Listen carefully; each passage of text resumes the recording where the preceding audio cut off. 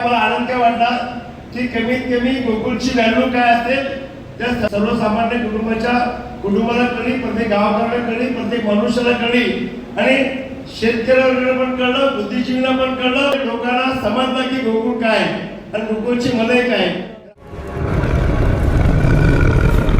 गोकुळसाठीचे 1421 ठराव आज भाजप पक्षानं कोल्हापूर AR ऑफिस येथे दाखल केलेले आहेत. हरणांच्या माध्यमातूनच लढतोय आणि भारतीय जनता पक्षाचे सर्व आज व्यासपीठावर सर्व मान्यवर आज मला वाटत होतं गोकुळ आणि आपण 6-7 महिने पुढे जात असं वाटत होतं. अजून काही वाटत नाही. खरं आज शॉर्टकट मध्ये ठराव जमाखर्ची झाली. आदरणीय महाराष्ट्राचे नेते आदरणीय मुश्रीफ साहेबांनी 1971 ठराव जमा केले. 1971 ठराव म्हणजे 1971 मी वाचलं, मला माहित नाही. खरं चंदगड विधानसभेसाठी आप्पासाहेब मला टार्गेट केलं गेलं आणि याच्यामध्ये मागच्या गोकुळच्या लढाईला आपण मला मार्गदर्शन केलं. त्यावेळेला आपली संधी हुकली. खरं आज पश्चाताप करतोय आपण की ती आपल्या हातातच गोकुळ पाहिलं होतं. आज लोकांच्या आपण फिरत असताना भावना करतात आणि जे वाढीव ठराव होते, वाढीव ठरावांच्या संदर्भात ज्या चुका झाल्या त्या संदर्भात मला काय तू धरण मुश्रीफ साहेबांचे कार्यकर्ते गावात म्हणतात भाऊने असं काय केलं, काय म्हणजे साहेबांनी घेतलं. आता हे राजकीय व्यासपीठ सगळ्या पक्षी आहे आमचं. खरं लोकांना पण कळणं गरजेचं आहे. 1310 आणि 427 त्याच्यामध्ये आमच्या पण काहीतरी दुतेरी आमच्या पण काहीतरी अपात्र झाले, पण आम्हाला दुःख नाही. कारण माझं म्हणणं आहे की आज आदरणीय नरके साहेब असतील, माधवराव माडिक साहेब असतील आणि ज्यापूर्वी ज्या नेत्यांनी दुतेरी महाराष्ट्रातले एकमेव गोकुळ सर्व शेतकरी बांधवांच्या हिताचं आणि ऊट पाण्याचे प्रश्न आणि एक ग्रामीण भागातलं एक मोठं व्यासपीठ, एक गोकुळ मोठा ब्रँड आज हे उभे केला. त्याला मी नतमस्तक करतो. त्याचं नाव मला आठवत नाही, खरं खूप मोठं नाव ऐकलं की त्यांनी सर्व स्थापना केली, आप्पा आणि 25 वर्ष सांभाळलं आणि आता 5 वर्षामध्ये सगळे गोंधळ गडबड निघाला. खरं मी चुकत असेल तर मला व्यासपीठ सांगावं. 1310 आणि 427 1700 मध्ये 1100 अपात्र झालेत. 1100 डेऱ्या अपात्र झालेत. त्यात आमच्या पण आहेत तर थोडे आहेत. जर ह्या डेऱ्या आदरणीय मुश्रीफ साहेबांनी जर झाल्या असत्या आणि सतेज पाटील झाल्या असत्या तर गोकुळच्या दारामध्ये आमचा चंदगड आजरा काय आमच्याकडे दुर्लक्षित केले गेलेले आहे आणि 1 नंबरला दूध ह्या गोकुळमध्ये चंदगड आजरा गणित आहे. तर आज आम्हाला कुठं संचालक पद नाही, आमचा फक्त वापर झाला. आणि जर ह्या जर 1310 आणि 427 जर दूध संस्था आमच्या जर पात्र त्यांच्या झाल्या असत्या तर आम्ही जीवनामध्ये कधीही गोकुळला असं टच केलं नसतं आणि आमच्याकडे कोण आले पण नसते, कोणी आलं नसतं आमच्याकडे. कारण का एक सत्ता हुकमी त्यांच्या हातात राहिली असती.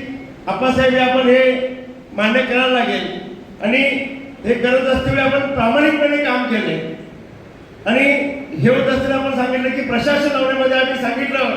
आता मी आमचा दैवत देवेंद्र फडणवीस साहेबांना सांगितलं की साहेब आम्ही चुकीचं बोलत असेल, चुकीचं वागत असेल आणि चुकीचं करत असेल तर आम्ही तुम्ही सांगाल ती शिक्षा कर. हे सत्य आहे की प्रशासन लागलं पाहिजे, चौकशी व्हायला पाहिजे.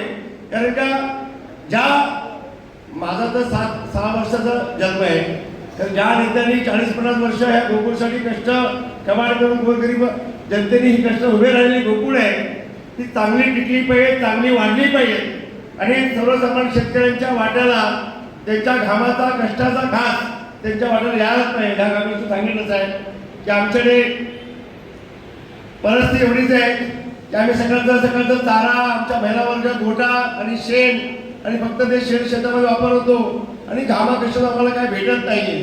खरं दुधाचा दर वाढीव असा मिळालाच पाहिजे. आणि आमच्या चंदगडमध्ये सांगितलं आमचे दिग्गज असे बरेच मंत्रिमंडळामध्ये झाले, जिल्ह्यातले सर्व नेते मंत्रीपद भोगतात आहे. तर आमच्या वाट्याला बनवाडांच्या सोडलं तर पाणी ही धरणं झाल्यानंतर कुठल्या नेत्याने आमच्याकडे एमबीबीएसचा डॉक्टर नाहीये, आमच्याकडे कुठला रोजगार नाहीये. म्हणून मला आता दुःख वाटते की हे गोकुळ सोडला तर आमच्याकडे कुठलाही पोटपाण्याचा प्रश्न नाही. म्हणून साहेब गांभीर्याने सांगितलं की साहेब कोणत्याही परिस्थितीत गोकुळ हा टिकला पाहिजे, तुम्ही लक्ष घाला, त्याच्यामध्ये आम्ही चुकत नाही. आणि सगळ्यात आमच्या व्यासपीठ नेत्यांनी आमच्या व्यासपीठापर्यंत नेत्यांनी माझ्यासोबत आवाज उठवला आणि साहेबांनी जातीनं प्रशासन नेमलं. 1100 अपात्र झाले, काही जण तर कोर्टात गेले, तिथं आम्ही पण कोर्टात जातोय. तर ह्या सर्व याच्यामध्ये प्रकाश बेलारे सारखा मुंबईत येऊन कार्यकर्त्यांनी जो आवाज उठवला त्याला आम्ही साथ देत असतावेळी आमच्या आदरणीय माझ्या भगिनी शोमिका महाडिक ताईंनी जो खंबीर असं आमच्यासोबत राहिले त्यामुळे त्यांचा मनापासून त्यांचा मी धन्यवाद इच्छितो. आणि खरंच ही लढाई अजून मी काय म्हणत नाही, मी नवीन आहे, बघून घेतोय, शिकून घेतोय. आता माझ्या चंदगड विधानसभेमध्ये मला सगळ्यांनी टार्गेट केलं आणि त्यामुळे काय मला आनंद काय वाटला की कमीत कमी गोकुळची व्हॅल्यू काय असेल त्या सर्वसामान्य कुटुंबाला कळली, प्रत्येक गावकऱ्याला कळली, प्रत्येक मनुष्याला कळली आणि शेतकऱ्याला पण कळलं, बुद्धिजीवीला पण कळलं.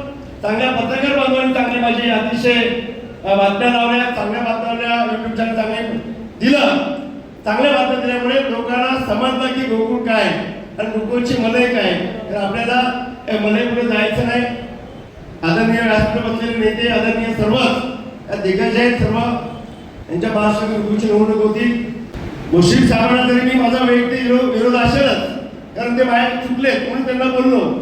तर आपला राज्याचे सक्षम असे आदरणीय मुख्यमंत्री देवेंद्र फडणवीस साहेब जे बोलतील त्यांच्या पुढे आम्ही बोलत नाही. म्हणून आपल्याला कसं जाता येईल, काय जाता येईल, आपल्याला आदरणीय आमचे खासदार साहेब मार्गदर्शन करतील. खरं ही लढाई आपली भारतीय जनता पक्ष म्हणून सक्षमपणाने आपण सगळ्यांनी राबायचं, मेहनत करायचे आहेत. आणि आज आपल्याला आपला बाजार भाव जे आपले बैल बाजार प्रत्येक आमच्या संकटमध्ये साहेबांनी टार्गेट केलं, मला आनंद आहे. तर लोक आपली सुखावले की भाऊंमुळे कमीत कमी आम्हाला किंमत तरी दिली आणि किंमत तरी आली. लोक समजले त्याचा त्रास थोडा मला पण झाला, होऊ दे. तर एवढं बोलतो, उशीर झाला. मी आज सकाळी बेंगलोरला होतो, नंतर मग जर्नी करत गोवा एअरपोर्टला आलो, तिथून मी परत जर्नी करत आलो. उशीर झाला तर सगळ्यांची देखील करतो.